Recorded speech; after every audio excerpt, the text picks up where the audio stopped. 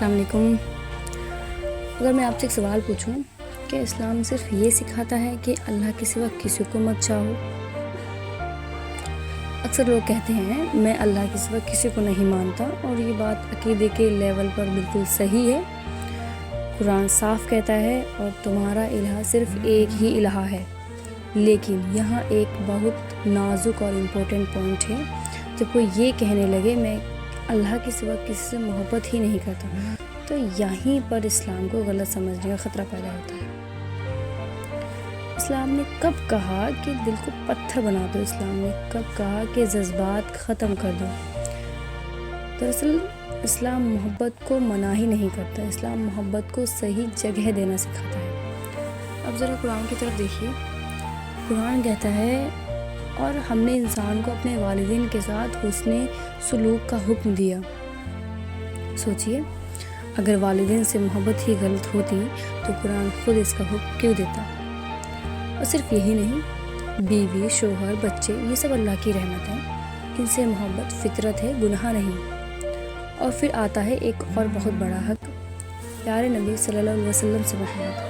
नबी सल्लल्लाहु अलैहि वसल्लम ने फरमाया, तुम में से कोई मोमिन नहीं हो सकता जब तक मैं उसे उसके बाप, उसकी औलाद और तमाम इंसानों से ज़्यादा महबूब ना हो जाऊँ। यानी नबी सल्लल्लाहु अलैहि वसल्लम से मोहब्बत ईमान का हिस्सा है। अब यहाँ एक बहुत इम्पोर्टेंट बात समझिए। इस्लाम ये नहीं कहता कि दिल में सिर्फ अल्लाह हो और बाकी सब निकाल दो। इस्लाम ये कहता है सबसे बड़ी मोहब्बत अल्लाह की हो और बाकी सबकी मोहब्बत अल्लाह के लिए हो। ये है इस्लाम का बैलेंस, ये है इस्लाम की खूबसूरती। अगर कोई कहता है मैं किसी इंसान से मोहब्बत ही नहीं करता, तो याद रखिए यह बात फितरत के ख़िलाफ़ है। क्यों?